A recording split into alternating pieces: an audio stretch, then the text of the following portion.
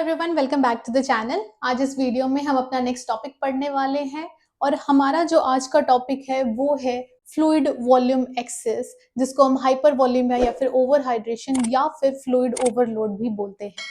Previous videos में हमने deal किया है कि डेफिनेशन क्या होता है, causes, sign and symptoms, pathophysiology और डायग्नोसिस। तो अगर आपने वो वीडियोस नहीं देखे हैं तो सबसे पहले वो वीडियोस देख ले सो दैट आपको ये इजीली समझ में आ जाए।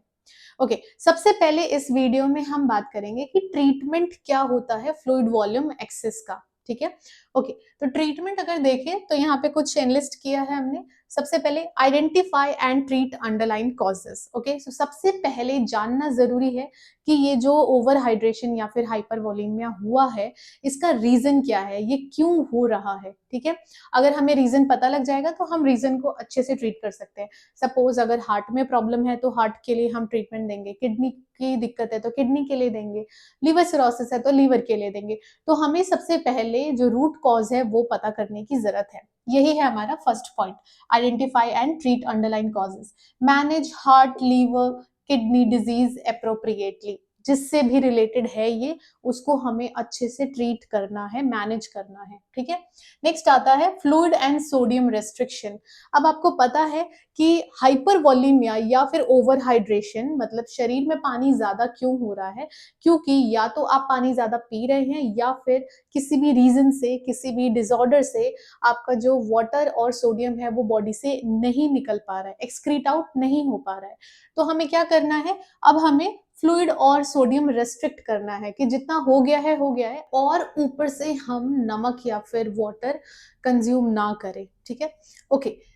तो यही है, रेस्ट्रिक्ट ओरल या फिर IV fluids intake as order या फिर लो सोडियम डाइट। ठीक है, तो अगर हम किसी पेशेंट को डाइट भी देंगे तो उनको बोलेंगे कि या तो आप खुद नमक बहुत कम खाइए या फिर बिल्कुल ही अवॉइड करिए, डिपेंड ऑन सिचुएशन कि क्या सिचुएशन है, ब्लड प्रेशर कैसा है या फिर हाइपर वॉल्यूमिया कितना है, उसके बेसिस पे हम उन्हें जो सोडियम डाइट है वो देंगे। ठीक है, ओके। नेक्स्ट आ जाते हैं promote excretion of fluid and sodium. ठीक है, अब ये प्रमोशन हम कैसे करेंगे, एक्सक्रीट आउट करवाने के लिए, बॉडी से जो फ्लूइड है उसको बाहर निकालने के लिए हमें डायरेटिक्स देने पड़ते हैं। ठीक है, तो डायरेटिक्स हम देंगे। डायरेटिक्स में कौन सा दे रहे हैं यहाँ पे, फ्रूसामाइड, जिसको हम लेसिक्स बोलते हैं। ये लूप डायरेटिक है that causes kidney to excrete sodium and water. ठीक है, तो डायरेटिक्स का मतलब ये होता है कि ये बेसिकली पूरे बॉडी से वाटर को बाहर निकाल रहे हैं। ठीक है, तो हमने फ्रूसामाइड दिया, उसके अलावा थियाजाइड डायरेटिक्स भी होते हैं। थियाजाइड डायरेटिक्स के कुछ एग्जांपल्स हैं, जैसे हाइड्रोक्लोरोथियाजाइड, ट्राइक्लोरमेथियाजाइड या फिर मिथाइक्लोथियाजाइड। और ये जो मिथाइक्लोथियाजाइड है इसे हम वाटर पिल्स भी बोलते हैं। ठीक है, तो ये जो थियाजाइड है, थियाजाइड डायरेटिक्स, इनका भी यही काम है। ये क्या करते हैं, सोडियम के रीअब्जॉर्प्शन को ब्लॉक कर दे रहे हैं। ठीक है, तो अगर सोडियम रीअब्जॉर्ब नहीं होगा बॉडी में तो वाटर भी एक्सक्रीट आउट अच्छे से हो पाएगा।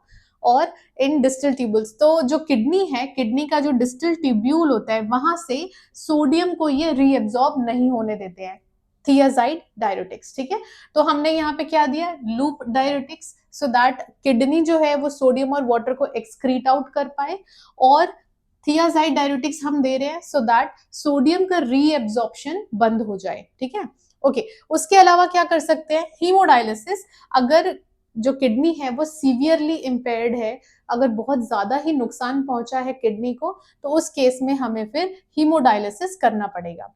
नेक्स्ट आ जाते हैं मॉनिटर एंड सपोर्ट। तो अब हम क्या क्या चीजें ध्यान में रखेंगे, सबसे पहले वेट चेक करना है डेली। ठीक है, पेशेंट का वेट डेली चेक करना है। वेट हम क्यों चेक कर रहे हैं, क्योंकि हाइपर वॉल्यूमिया में रैपिडली वेट गेन होता है, तो इसीलिए हम वेट चेक करेंगे।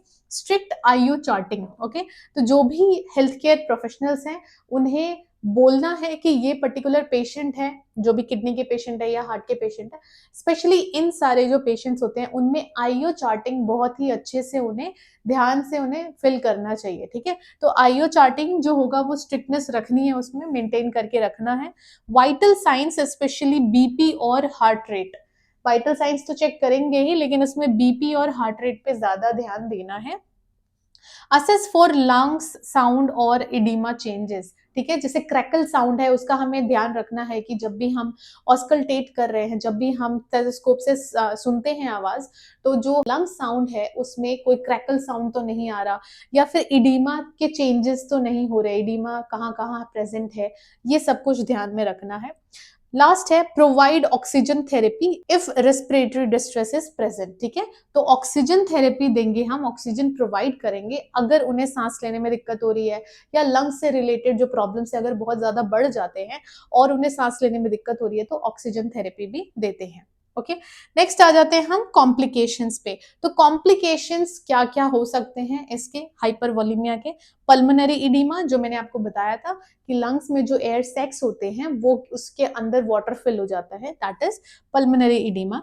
कंजेस्टिव हार्ट फेलियर, ठीक है, हार्ट का फेलियर हो सकता है जिसको मतलब कंजेशन की वजह से, तो कंजेस्टिव हार्ट फेलियर बोलते हैं। हाइपोनेट्रीमिया, सोडियम बहुत ही ज्यादा बॉडी में कम हो सकता है। अब कम कैसे हो रहा है? क्योंकि वाटर ज्यादा हो रहा है और सोडियम एकदम कम हो जा रहा है, ठीक है, डाइल्यूशन की वजह से।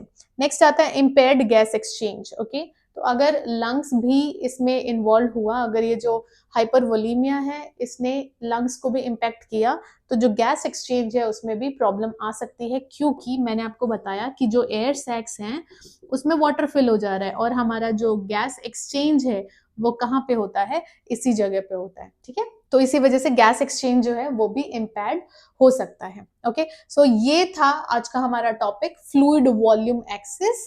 तो आज के लिए इतना ही। आई होप आपको ये वीडियो अच्छे से समझ में आई हो।